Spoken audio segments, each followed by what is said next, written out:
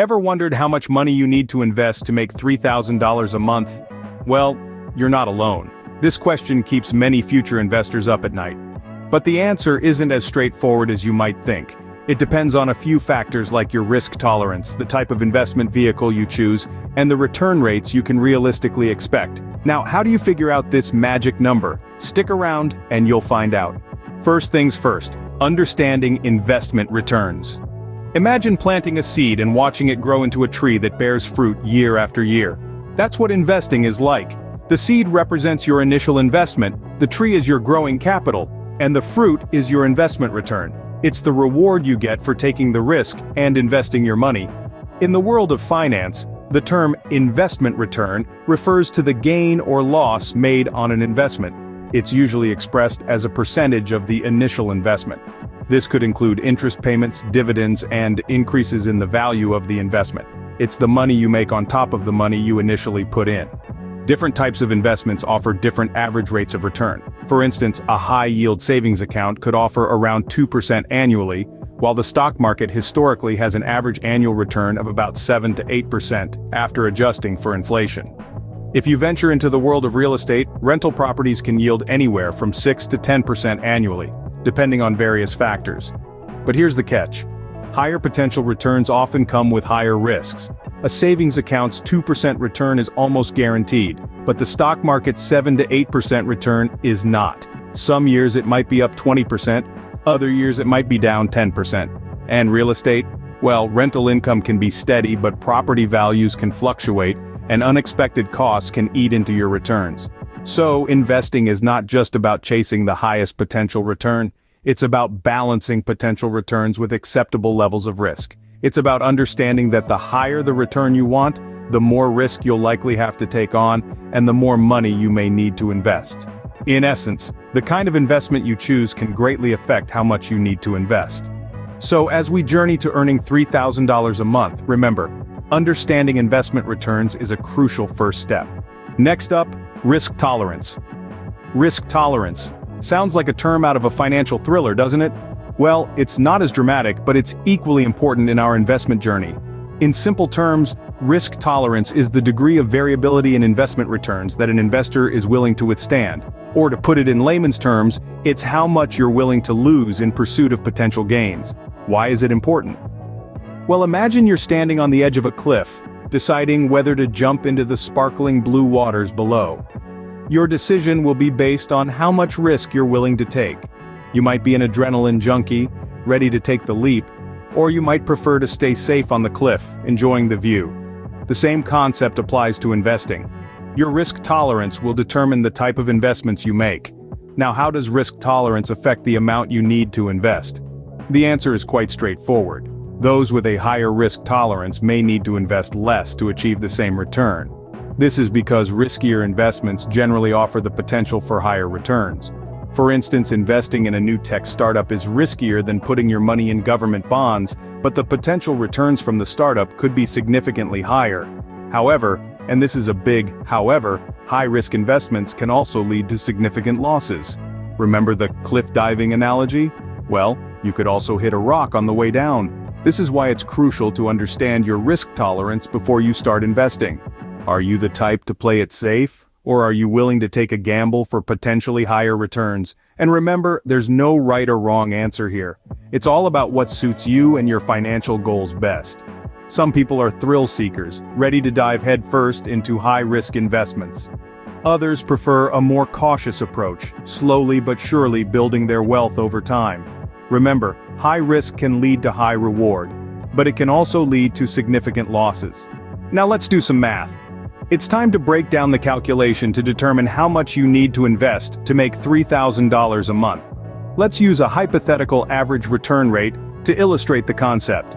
Imagine that you're investing in a portfolio that has an average annual return rate of 7%. This is just an average, mind you, and it's important to remember that returns can vary widely from year to year. However, 7% is a reasonable estimate based on historical stock market returns. So you want to make $36,000 a year, that's $3,000 a month times 12 months. You would divide this desired income by the 7% return rate. But wait, That 7% needs to be expressed as a decimal, so it's actually 0.07. Doing the division, you find that you would need to invest approximately $514,286 to generate an annual income of $36,000 at a 7% return rate. Now, before you start hyperventilating at the sight of that big number, remember that this is just an example. The actual amount you need to invest could be more or less depending on a variety of factors, including your risk tolerance, the specific investments you choose, and the actual return rates you experience. Plus, keep in mind that this calculation assumes you're living solely off the returns of your investments without touching the principal. If you're willing to draw down the principal over time, you could start with a smaller investment. And let's not forget about taxes, which can take a bite out of your investment returns. Depending on your tax situation, you might need to aim for a higher pre-tax income to net $3,000 a month. Keep in mind, this is just a basic example. Your individual circumstances can greatly affect these numbers. So always consider seeking advice from a financial professional to help you navigate your unique situation. You've probably heard the phrase, "Don't put all your eggs in one basket." This age-old proverb holds true even in the realm of investments. Diversification is the strategy of spreading your investments across various assets to reduce risk. Imagine investing all your money in a single company's stock. If that company goes under, you stand to lose everything. But if you spread your investments across different companies and sectors, you're less likely to lose all your money if one of them performs poorly. Diversification isn't just about spreading your money among different stocks. It can also involve investing in different asset classes like bonds, real estate, and commodities. Each asset class has its own set of risks and returns, and they often perform differently under the same economic conditions. Therefore, a well-diversified portfolio can help you weather the ups and downs of the market, reducing your potential losses while still giving you a chance at decent returns. Now let's talk about regular investment. Regular investment, often referred to as dollar-cost averaging, is a strategy where you invest a fixed amount of money at regular intervals, regardless of the market condition. This strategy can be especially beneficial during market downturns. When prices are low, your fixed investment buys more shares. When prices are high, you buy fewer shares. Over time, this can result in a lower average cost per share, potentially increasing your returns. Regular investment also makes investing more manageable for many people. Instead of needing a large lump sum to start investing, you can begin with a smaller amount and gradually build your wealth over time. It's like planting a tree. You start with a small seed, and with regular care and time, it grows into a sturdy tree. In conclusion, diversification and regular investment are strategies that can reduce risk and potentially increase your returns. They are tools that can help you build a robust and resilient investment portfolio. Remember, the goal is not to get rich quick, but to grow your wealth steadily and sustainably. Diversification and regular investment can be your best friends in your investment journey. Now you know how to calculate how much you need to invest to make $3,000 a month. It's been quite a journey, hasn't it? We've tackled a lot today, and I want to recap the key points we've discussed. First, we dove into understanding investment returns. We learned that returns are the profit you make from your investments, and that they can vary greatly depending on the type of investment and the market conditions. Next, we assessed risk tolerance. Remember, higher risk can lead to higher returns, but it can also lead to greater losses. It's important to understand your own risk tolerance and to align your investments accordingly. Then we did the math. We looked at how much you need to invest to make $3,000 a month, based on different rates of return. We discovered that the more you can invest initially, the less you need to rely on high returns. Finally, we discussed the importance of diversification and regular investment. Diversification can help to spread risk, while regular investment can help to build your investment pot over time.